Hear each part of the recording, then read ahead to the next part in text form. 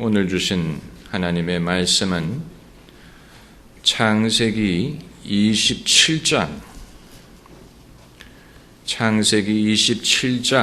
41절부터 45절까지 말씀입니다. 창세기 27장 41절부터 45절까지 함께 읽겠습니다. 그 아비가 야곱에게 축복한 그 축복을 인하여 에서가 야곱을 미워하여 심중에 이르기를 아버지를 곡할 때가 가까웠은즉 내가 내 아우 야곱을 죽이리라 하였더니 맏아들 에서의 이 말이 리브가에게 들리매 이에 보내어 작은 아들 야곱을 불러 그에게 이르되 내 영 에서가 너를 죽여 그 한을 풀려 하나니 내 아들아 내 말을 쫓아 일어나 하란으로 가서 내 오라버니 라반에게 피하여 내 형의 노가 풀리기까지 몇 날 동안 그와 함께 거하라. 내 형의 분노가 풀려 행한 것을 잊어버리거든 내가 곧 보내어 너를 거기서 불러오리라. 어찌 하루에 너희 둘을 잃으랴. 아멘. 윤리와 도덕이라는 것은 원래 그렇게 복잡하지 않습니다. 우리 시대가 복잡하다 보니까 무엇이 옳은가 그른가를 판단하기가 어려워서 그렇지, 원래 악이라는 것은 인간관계의 기본적인 차원에서 분별할 수 있는 것입니다. 창세기를 읽으면서 우리가 발견할 수 있는 것은 모세의 율법이 오기 이전에 이미 사람들은 선과 악, 의와 불의에 대해서 말하고 있었다 하는 사실입니다. 노아의 시대에 이미 하나님이 세상에 악이 가득 찼다 하고 말씀을 하셨고 노아를 하나님이 의인이라고 부르셨고 또 소돔성에 의인 10명만 있으면 그들을 멸하지 않겠다고 말씀하셨습니다. 다시 말하면 모세의 율법이 오기 이전에 이미 사람들은 무엇이 선하고 악하고 무엇이 의롭고 불의한가를 알고 있었다는 사실이에요. 선과 악은 인간관계 속에서 벌어지는 것입니다. 소돔성 사람들이 하나님께 무엇을 잘못했다고 하지 않았습니다. 그들은 하나님에게 잘못한 게 아니고 사람들에게 잘못했습니다. 그렇기 때문에 소돔에 대한 부르짖음이 크다고 말한 것입니다. 수평적으로 소돔성 사람들이 인간관계 속에서 잘못하고 있었다는 얘기입니다. 그런데 인간관계 속에서 발생하는 불의함은 남남끼리 발생하는 게 아니고 가까운 사람끼리도 얼마든지 발생할 수 있다는 사실. 원수 사이에 불의함이 발생하는 게 아니고 불의함이 발생했기 때문에 원수가 되는 것입니다. 인류 최초의 살인 사건은 형이 동생을 죽인 일입니다. 한 집에서 일어난 일입니다. 가까운 데 있는 사람 사이에 악이 발생한 것입니다. 악이라는 것은 그러므로 모르는 남남끼리 발생하는 게 아니고 한 집안에서도 일어날 수 있는 것을 우리에게 보여줍니다. 이삭의 집에서 발생하는 문제도 마찬가지입니다. 지금 우리가 읽고 있는 이 일은 형제 간에 또 부모와 자녀 간에 발생한 일입니다. 이 문제의 발단이 어디 있느냐, 그걸 거슬러 올라가자면 좀 복잡합니다. 문제의 발단을 찾는 것은 마치 옛날에 리빙스턴이 나일강의 근원을 찾아서 올라가는 것처럼, 강의 근원을 찾아 올라가는 것처럼 문제의 발단을 찾는 것은 한참 가야 되는데 원인을 파고 들어가노라면 리브가가 쌍둥이를 베었을 때부터 이미 시작했습니다. 뱃속에 두 민족이 있고 이 두 민족이 서로 싸운다 그랬어요. 그건 리브가가 쌍둥이를 베었는데 이 형제가 엄마 뱃속에서부터 싸운다는 얘기입니다. 여러분, 엄마 뱃속도 둘이 같이 살기에는 공간이 너무 좁아요. 엄마 뱃속에서도 싸웁니다. 형제끼리도 싸울 수 있는 것이 인간. 둘이라는 숫자는 그러므로 늘 문제의 가능성을 갖고 있습니다. 둘이 한 공간에 살다 보면 갈등의 소지가 얼마든지 있습니다. 그리고 태어날 때 야곱이 에서에 무엇을 쥐고 태어났느냐? 형의 발꿈치를 쥐고 태어났다 그랬어요. 그건 내가 먼저 나가겠다고 한 거예요. 내가 먼저 나가겠다. 이런 의미로 야곱이 자기 형의 발꿈치를 붙잡고 나왔다 그랬어요. 그러니까 누가 장자가 되느냐 하는 문제는 엄마 뱃속에서 이미 발생한 것입니다. 여러분, 그게 잘 실감이 안 가실지 모르겠습니다.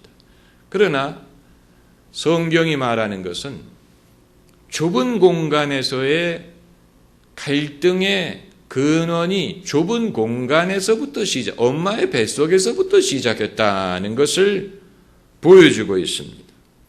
그리고 그것뿐만이 아니고 이 두 아들은 서로 너무 달랐어요. 누가 쌍둥이가 같다고 말합니까? 쌍둥이는 쌍둥이인데 형은 어떤 사람이냐면 들사람이라 그랬어요.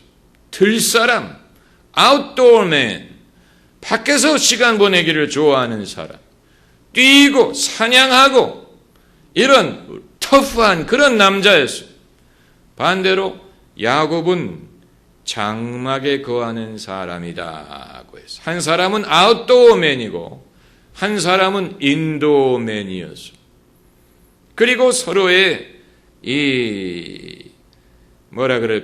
그 외형이 달랐어요. 그래서 형은 몸에 털이 많고 동생은 털이 별로 없는, 이건 이제 그들의 차이점을 보여주는 것입니다. 이 차이점이 있었기 때문에 아버지는 형을 편애하고 어머니는 동생을 편애한 거예요. 차이점이 없었다면 편애가 없었을 것입니다. 그러나 이 차이점 때문에 이삭이 왜 형을 좋아했는지 이유는 설명하지 않지만 형을 편애했어요. 반대로 어머니는 동생을 사랑했습니다. 그러니까 이 한 공간에서 형제가 공간을 쉐어하는 과정에서 갈등이 이미 발생을 했고 또 둘이 너무 달랐어요. 게다가 정말 갈등의 원인을 부모가 제공했어요. 부모의 역할이 부모가 반드시 나쁜 뜻을 품고 하는 게 아니지만 자녀가 그것을 받아들이는 과정에서는 상처가 될 수가 있어요. 여러분, 자녀가 부모에게 상처를 입는 이유는 부모가 반드시 뭘 잘못해서가 아니에요. 부모가 어떤 나쁜 뜻으로 한 게 아니지만 그럼에도 비교라든가 또 질투라든가 사랑의 질량에 따라서 상처가 얼마든지 될 수가 있는, 상처라는 것은 이건 우리가 좀 더 연구해야 되는 부분이지만 상처는 반드시 누가 잘못했다는 것을 전제하는 게 아니에요. 누가 의도적으로 잘못하는 게 없더라도 사람에 따라서 상처를 입을 수가 있습니다. 이 사실을 우리가 알면 내가 상처를 입는 이유에 대하여 누구의 잘못을 굳이 말하기보다는 뭔가 내가 현실을 해석하는 방법이라든가 남의 말을 듣는 방법이라든가 상황을 파악하는 방법에 문제가 있을 수도 있다는 것을 생각해야 되는 거예요. 그러니까 저 사람이 나를 흉보기 위해서 무시하기 때문에 저런 식으로 말을 하는 것이 아니더라도 내가 사람의 말을 듣는 방법에 있어서 내가 현실을 파악하는 방법에 있어서 뭔가 왜곡된 것이 있다든가 내 자신이 뭔가 취약한 면이 있기 때문에 남들은 흉보려고 하는 게 아닌데도 나에게는 무시하는 소리로 들린다든가 나에게 상처가 될 수 있습니다. 그렇다면 누가 변화해야 됩니까? 저 사람이 나를 흉보기 위해서 하는 것이 아니라면 결국은 내가 세상을 바라보는 방법을 바꾸는 수밖에 없어요. 내가 좀 더 강건해지고 내가 좀 더 담대해지고 내가 좀 더 여유로워지고 그리고 남이 하는 말이라든가 남의 이런 행동을 너무 예민하게 받아들이지 않고 그럴 수도 있겠지, 그럴 수도 있지라고 넘어가는 법을 배우지 않으면 우리는 어떤 환경에 있든지 어디에 있든지 늘 상처를 입고 불필요한 마음고생을 하면서 살 수밖에 없는 것이 이 세상의 현실이, 세상의 현실이 그래요.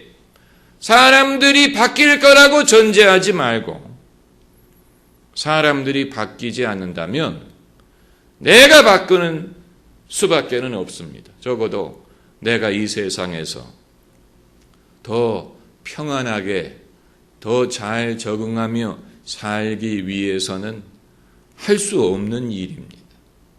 여러분, 이 세상에서뿐만이 아니고 교회 안에서도 사람들은 누가 의도하지 않았는데 누가 의도적으로 나를 무시한다든가 그런 것이 아닌데도 불구하고 교회라는 특별한 환경에서도 상처를 입는 사람들이 있어요. 이건 그 사람의 잘못이라고 생각하면 안 돼요. 왜냐하면 사람은 사람이, 어떤 사람은 천성적으로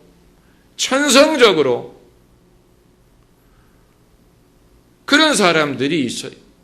천성적으로 남의 감정이라든가 이런 거에 대해서 별로 깊이 생각하지 않는 사람들이 있고 말을 아무렇게나 던지기 좋아하는 사람들이 있고 별의별 사람들이 이 세상에는 많이 있어요.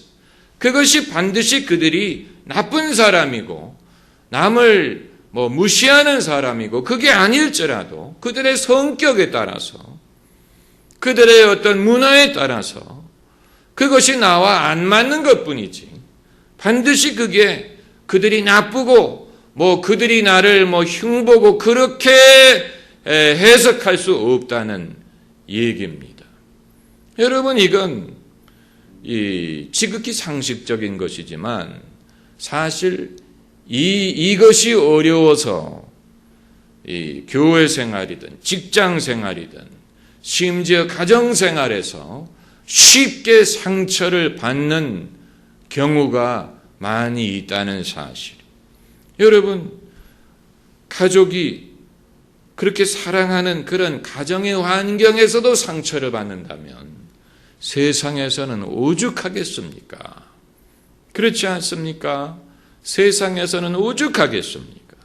그렇기 때문에 우리가 무슨 군대 문화라든가 무슨 직장 문화라든가 학교라든가 무슨 왕따 현상이라든가 이런 모든 것을 우리가 개선하기 위해서 노력을 해야 되지만 그러나 사람들은 옛날이나 지금이나 그렇게 많이 바뀔 것을 기대할 수 없습니다.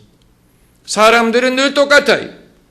그렇기 때문에 그러한 환경에서 어떤 환경이든 누가 있든 거기서 이제 우리가 적응을 하고 또 받아들일 건 받아들이고 잊을 것은 잊고 이러면서 거기에서 우리의 역할을 발견하고 거기에 하나님의 뜻을 발견하는 법을 배우지 않고는 인생은 지속적인 이 시련이 될 수밖에 없는, 무슨 말인지 아시겠지? 인생은 군대는 군대대로 괴롭고 학교는 학교대로 괴롭고 집은 집대로 괴롭고 나를 받아주는 데는 아무 데도 없는 것처럼 생각하면서 살 수밖에 없다는 아주 중요한 것입니다. 사람들이 그렇게 바뀔 것이라고 생각하면 안 돼. 어디 저쪽으로 가면 사람들이 더 친절하고 더 프렌들리하고 더 나를 이해해주고 이런 식으로 생각할 수 없어요. 내가 저 동네로 이사 가면, 저 나라로 이민 가면, 저 학교로 전학을 가면 사람들이 좀 다르겠지. 사람들이 더 나이스하겠지. 약간의 차이는 있을 수 있지만 사람은 사람이지 어디 더 착한 사람이 있고 어디는 더 나쁜 사람이 있는 게 아니에요. 우리의 환경을 우리 마음대로 선택할 수 있는 건 아닙니다. 요셉의 경우를 보세요. 요셉이 애굽에 팔려간 것이 본인이 선택한 것입니까? 선택하지 않았는데 팔려갔어요. 또 그가 감옥에 들어간 것이 그가 선택한 것입니까? 본인 선택하지 않았는데 누명을 쓰고 감옥에 들어갔어요. 그런데 중요한 것은 요셉이 어디에 있든 간에 본인이 선택하지 않았지만 그럼에도 하나님이 요셉과 함께 하셨다는 사실. 할렐루야. 이걸 우리가 봐야 됩니다. 요셉이 자기가 선택한 환경이었기 때문에 하나님이 함께 하시고 형통케 하신 게 아니에요. 요셉은 자기의 환경을 선택할 수 있는 자유가 없었어요. 사람이 그를 던져놓으면 거기에 있는 수밖에 없었어요. 요셉뿐만이 아니에요. 인류 역사의 대부분의 기간은 사람이 자기의 직장, 또 자기의 사회적인 위치, 이런 것을 선택할 수 없고 태어난 대로 살 수밖에 없는 그런 상황이었어요. 상인으로 태어나면 상인으로 살 수밖에 없어요. 천민으로 태어나면 천민으로 살 수밖에 없어요. 수천 년 그렇게 살았어요. 수만 년 모든 문화가 그랬어요. 만일 오늘날처럼 사람들이 자기의 환경을 선택하고 자기 마음대로 나라를 옮기고 직장을 바꾸고 이건 극히 최근에 가능한 일이고 옛날에는 아버지가 백정이면 아들도 백정이고 아버지가 어부면 아들도 어부고 아버지가 귀족이면 그래야 자식이 귀족이 되는 선택할 수 없는 그런 인생을 모든 사람들이 살았어요. 그리고 인구의 반인 여자는 여자로 태어난 것을 원망하면서 여자로 태어났기 때문에 남자의 소유물이 된다든가 남자에게 지배당한다든가 남자에게 눌림을 당한다든가 이게 하루 이틀이 아니고 오랜 세월 동안 인류의 절반이 여자로 태어난 것을 후회하면서 살았어요. 여자기 때문에 참아야 되고 여자기 때문에 인내해야 되고 여자기 때문에 무시를 당해야 되고 이게 하루 이틀 일어난 일이 아니에요. 오늘날 같으면 사람들이 눈에 쌍심지를 키고 반대할 것입니다. 여자가 무슨 죄냐?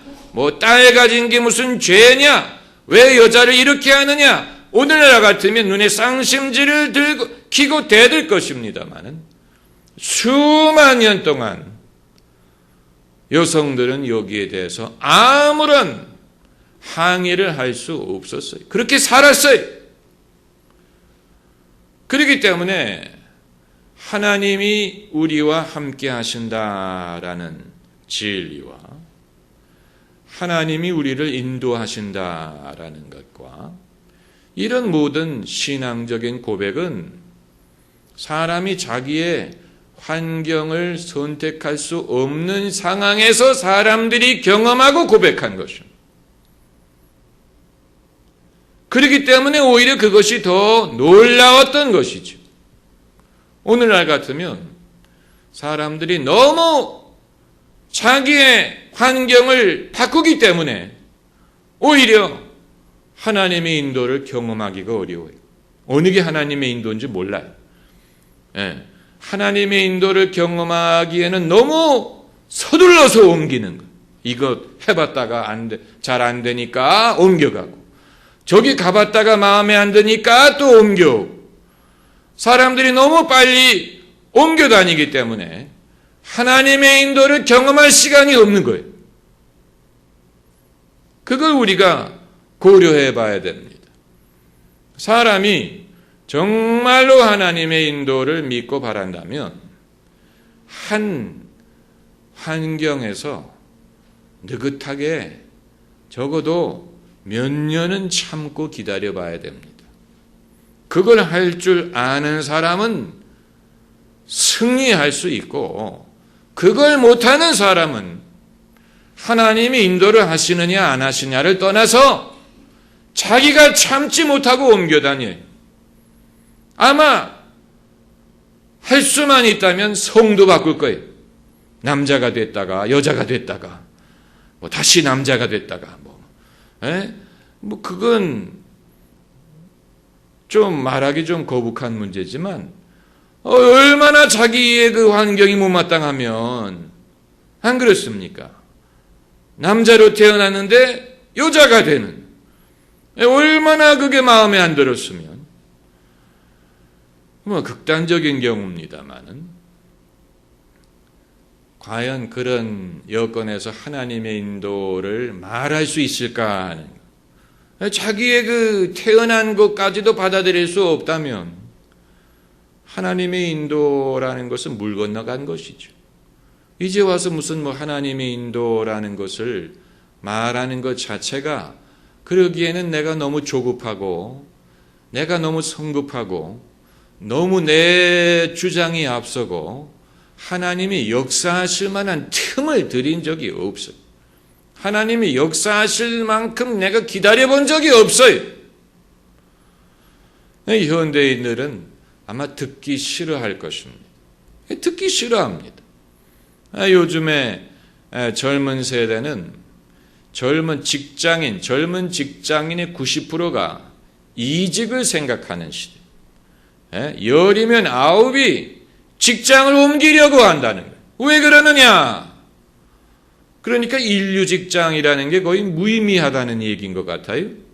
그렇지 않습니까? 좋은 직장에 시험을 보고 면접을 해가지고 들어갔는데도 불구하고 거기에서도 90%가 이직을 생각하고 있다. 왜 그러느냐?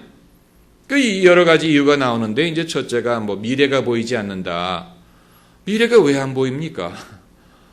아니, 그 직장에 붙어 있으면 어느 정도는 올라갈 수 있지. 뭐가 미래가 안 보여? 무슨 미래를 기다리는데, 무슨 미래를 바라는지는 모르겠지만, 미래라는 게 그렇게 무슨 타임머신처럼 보이는 게 아니에요. 저도 사실 제 미래가 안 보여요. 미래라는 게 그렇게 보이는 게 아니에요. 무슨 거울처럼 들여다 보이는 게 아니에요. 당연히 안 보이죠. 미래니까. 미래는 아직 오지 않은 건데 어떻게 보입니까? 안 보이니까 미래죠. 그런데 보이지 않는 것을 봐야 된다고 생각하는 건 이상한 거예요. 그런 사람들은 자기 개발에 대한 책을 너무 많이 읽은 사람들이에요.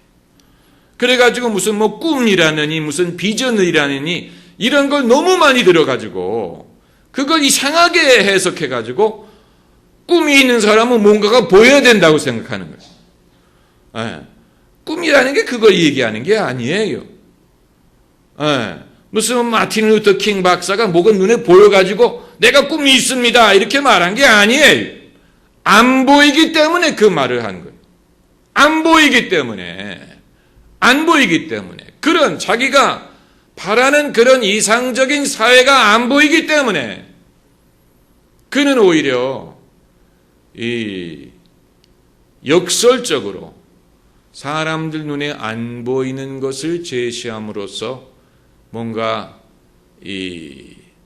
그들 모두가 바랄 수 있는 그런 미래의 청사진을 제시한 거예요. 눈에 보이지 않는 것을 말하는 거예요. 안 그렇습니까?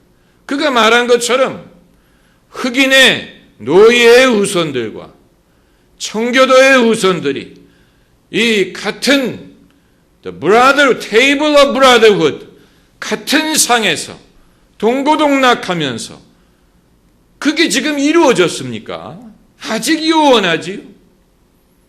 그가 그걸 보기 때문에 내가 꿈이 있다고 말하는 게 아니에요. 안 보이기 때문에 인간의 정신으로서 인간의 영혼으로서 눈에 보이지 않지만 그럼에도 그의 믿음이든 신념이 그에게 어떤 말해주는 그것을 사람들에게 말한 것이죠. 우리는 너무 그런 책을 많이 읽어 자기 개발이라든가 무슨 뭐 지도 밖으로 행군하라든가 뭐 이런 책들을 너무 많이 읽어가지고 사람들이 풍선처럼 거품만 커졌어요. 간이 부었다는 얘기. 간이 부어가지고 밖으로 튀어나왔어. 그래가지고 인생에 요구하는 게 너무 많아진 거예요. 자기에게 단일 직장이 있고 월급을 주는 직장이 있고 일하러 나갈 때가 있는 것만 해도 감사한 일인데 간이 부어가지고 여기서는 아무런 미래도 안 보인다. 아니 무슨 미래를 바라는데 뭐 사장을 내쫓고 다음 사장이 되기를 바란다는 얘기입니까? 안 그렇습니까? 그럼 요셉은 보디발의 그 감옥에서 무슨 미래를 봤어요? 그가 무슨 미래를 봤겠어요? 무슨 미래가 그에게 보였겠어요? 그러나 믿음이라는 것은 그럼에도 하나님이 함께 하심을 믿고 하루하루를 충실하게 사는 가운데 하나님이 열어주시는 것을 경험하는 거예요. 그가 장차 바로 앞에 서게 될 줄 꿈이라도 꿨겠습니까? 그가 장차 애굽의 총리 대신이 될 것을 뭐 환상을 받겠습니까? 그런 어떤 무슨 뭐 욕심을 가졌겠어요? 만약에 그랬다면 그건 건방진 사람이지요. 불가능한 현실이. 그럼에도 불구하고 하나님이 함께 하시는 것을 믿고 하루하루 자기의 주어진 환경에서 충성을 하면서 거기에서도 여러분 요셉이 감옥에서 만난 사람들이 우연히 만난 사람들이 아니었어요. 그게 이제 중요한 거예요. 같은 감옥에 갇힌 사람이기 때문에 무시하면 안 돼. 저 사람들 잘 보여봤자 아무런 소용없다. 저들은 죄수고 인생의 실패자들하고 나는 그들과 다르다. 이런 식으로 하면 안 돼. 감옥에 갇힌 사람이라고 하더라도 무시하면 안 돼. 우연히 만났다고 생각하면 안 돼. 그래서 요셉이 같이 감옥에 갇혀 있었던 바로의 술장관과 떡장관에게 그들의 꿈을 해석해주고 그래서 결국은 그들이 풀려나지 않습니까? 그래서 이제 떡장관은 죽지만 술장관이 복직이 되고 바로 앞에 다시 설 수 있게 되죠. 결국은 그 사람이 바로에게 말을 해줘서 요셉이 감옥에서 나오게 된 것입니다. 그러나 같이 감옥에 갇혀 있을 때는 꿈도 꾸지 못했어요. 서사 그 사람이 그렇게 될 줄 누가 알았겠습니까? 그걸 알았기 때문에 그 사람에게 친절을 베푼 게 아니고 사람을 외모로 판단하지 말고 지금의 상황만을 보고 그 사람을 멸시하면 안 됩니다. 이 과거에 미국에 유학 갔던 유학이라는 것은 옛날부터 미국에 많이 갔죠. 아프리카에서 미국에 유학 간 사람들은 아프리카에 정말 좋은 가정, 공부 잘하는 그런 젊은이들이 뽑혀가지고 미국에 유학을 간 거예요. 아프리카뿐만이 아니고 중동도 그렇고 이슬람 국가들도 그렇고 인도도 그렇고 중국도 그렇고 전 세계에서 지금은 사실 다 가지만 옛날에는 정말 공부 잘하는 그런 젊은이들이 갔어요. 그런데 이제 미국에서는 미국 사람들이 그들을 볼 때는 그냥 가난한 나라에서 온 가난한 유학생에 불과한 아프리카에서 온 가난한 유학생으로 보지. 그들이 장차 고국으로 돌아가면 대통령이 되고 재무부 장관이 되고 판사가 되고 그럴 것을 생각하지 않는 거예요. 그래서 그냥 막대하는 거예요. 천대하고 무시하고 가난하다고 미국 문화를 모른다고 외국인이라고. 그래서 미국에서 유학하다가 상처를 입고 반미 성향으로 돌아선 엘리트들이 많습니다. 나중에 그들이 고국으로 돌아가서 여러분 큐바의 카스트로도 미국에서 유학을 한 적이 있어요. 또 북베트남의 호치민도 프랑스에 유학을 한 적이 있어요. 중국의 등소평도 프랑스에서 유학을 한 적이 있어요. 이런 세계적인 지도자들이 다 외국에서 유학을 한 적이 있었어요. 그러나 그 당시에는 이 가난한 유학생들이 장차 어떤 사람이 될 줄 아무도 몰랐지. 그냥 가난한 유학생에 불과했으니까 사람들이 외모를 보고 됐을 가능성이 많아요. 그러니까 여러분 그것처럼 큰 실수가 없어요. 사실 미국 같은 나라가 자기 나라에 공부하러 온 외국의 젊은이들을 친절하게 대해주고 그들을 하나님이 보내신 손님으로 존중하고 대접해 주었다면 첫째는 그들이 기독교에 대해서 우호적인 생각을 갖게 되었을 것이고 미국의 친구가 되어 주었을 것입니다. 그들이 굳이 외국에 선교사를 보내지 않더라도 자기 나라에 공부하러 온 외국 사람들에게 친절을 베풀고 사랑을 베푸는 것이 그들로 하여금 기독교 신앙에 대해서 열린 마음을 갖게 했을 것입니다. 반대로 그들을 천대하고 무시하게 되면 그 나라에 대해서 반감을 갖는 것뿐만이 아니고 기독교에 대해서도 반감을 갖는